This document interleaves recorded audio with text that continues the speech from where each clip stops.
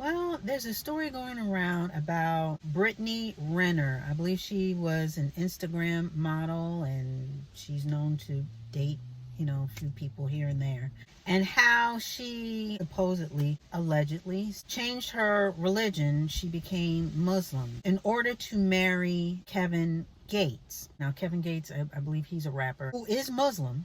I don't know too much about either of them, except to say that they got married in April, divorced in May. So they were married for about 52 days. In the beginning, she was all about Islam and Allah. She was wearing the hijab, which covers the head. And she did say that it helped her in many ways, including stopping the drink, abstaining from sex, how her life had changed for the better, and that she felt really free. Fast forward, now that they have announced that they are separating, I guess she did this whole thing on her Instagram or TikTok, basically saying that she had to take off this hijab and show her hair, which is actually very pretty. It was a big, nice curly fro. But anyway, she wanted to be free and that she was not going to shrink herself anymore. So that raised a lot of eyebrows. Now, I don't know whether that was a comment directed towards the religion itself or towards the man that she is now divorcing. Again, people are pointing out that she just did that to capture Kevin, and now that they're getting a divorce, it no longer serves her. She doesn't have to really pretend to be a Muslim or whatever anymore, and now she's on to, I guess, her old ways. And of course, I don't know her intentions, but I found it very interesting because, as we all know, she's not the first one, nor will she be the last one to convert from one religion to another, or to convert to a religion for love or for marriage. Or people have been doing that forever. It's very important for a relationship to be on the same page as far as a lot of things, including your faith. Those of us in the Christian faith, we call that being equally yoked. It's better to have more in common than not. Because faith is such an integral part of a person's life, it leads a lot of your footsteps and a lot of your decisions. It only makes sense to be with someone who would be of equal mindset and heart set as far as your faith, so that you guys are on the same path as far as where you want your relationship to go, what is expected of the relationship and from each other to put into the relationship. If kids are involved, how they're raised, and not having to explain everything. At the end of the day, it just makes a relationship go that much better. So when it comes to conversion and changing or upgrading, if you will, to a certain faith, it shouldn't be made lightly, because if you're really serious about it, it is life altering. It changes how you walk, talk, think, and everything that involves your life. It's hard to really communicate and connect with someone who doesn't know your path, who can't appreciate not only the path that you're on, but also encourage you to continue on that path. It reminds me of when I was a kid. My sister and I, we were staying at someone's house and we were about to go to church.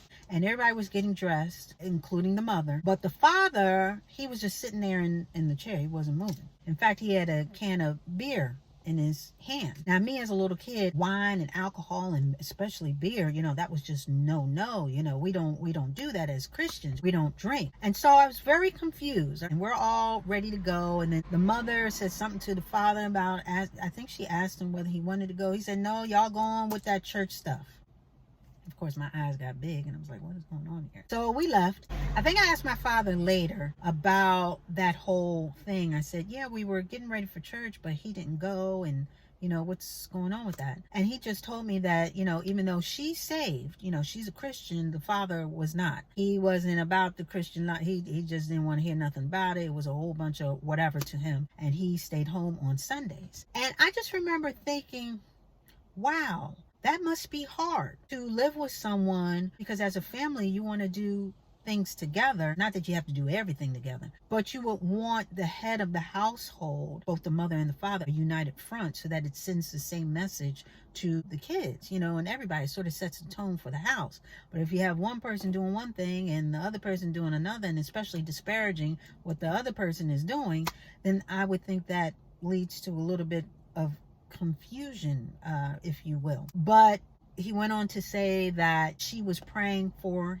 her husband, get his heart softened, that he can sort of see that this is not necessarily her trying to twist his arm, but for him to better his life, because what he's doing is not working. And I just know that for me, that wouldn't work. First of all, I need to know whether you are saved or not, because that's going to save us a lot of time down the road. And I mean save, not just, I go to church on Sunday. Do you believe in Christ?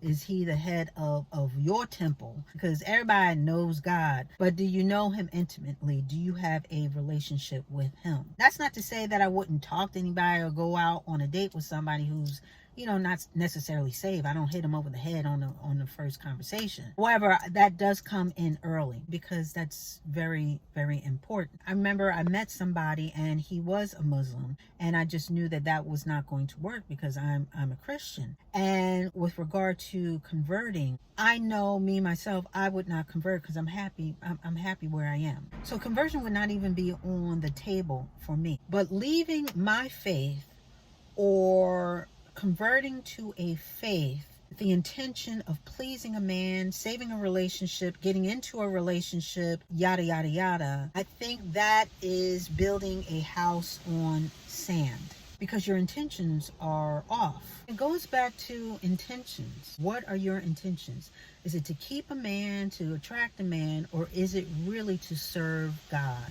And it should be the latter and not the former. If your intentions are not true, then it is a facade that is not going to last. And again, I don't know anything about Brittany Renner. No, I don't know whether she's no longer part of that faith anymore. But I will say, if it is true that she only did that to get a man, that didn't work. That clearly didn't work. And I would say that for anyone who is converting solely to please someone else, that is going into a relationship under false pretenses, as well as you are doing yourself a disservice, because your real relationship that you should be honing, that you should be cultivating, that you should be growing, is the relationship with God. Man is fickle, inconsistent. Meanwhile, God is consistent. He is constant. And while you're up here chasing love, he is real love. And if you enter into a relationship already trying to please your partner first, or man first, then that means that you're putting God on the back burner. And you can't serve two masters, because one of them is going to suffer. And I will say that, of course, God can work through anything. You may think that you're converting for one thing, and then God comes in and touches the heart, and they become equally yoked. I myself have been through that, where I was dating someone, he wasn't saved. And just the way that I was talking and walking and just, living my life, and we were best friends at that particular time, and then it got a little bit more amorous. We started dating. He became more interested in what I was, or how I was living, I should say, and he ended up getting saved. And yes, by being exposed to me and my faith, that drew him more curious about the faith and wanting to participate. So in that regard, I wouldn't say there was a conversion. I would say that was a transformation. And that's why I say, as a saved person, you should be a walking, talking billboard for Christ. You should be able to attract people to Christ. The person that I was dating, they didn't turn to God to please me. They turned to God to please God, as well as answer the calling that was on their life, which was to serve him. When you are honestly and earnestly seeking faith, it shouldn't be a thing of conversion to go from one to the other, at least not alone. There should be a whole transformation involved.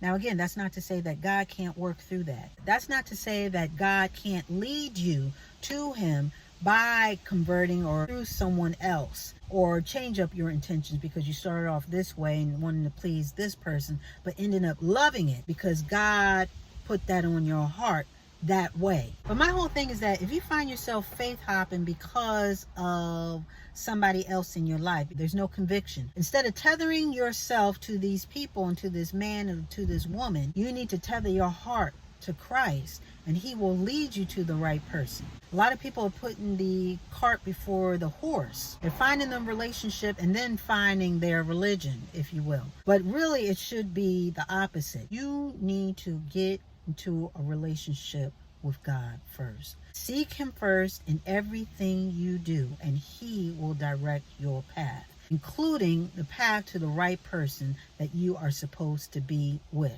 Before you become equally yoked with someone, you need to qualify. You need to qualify them for your yoke.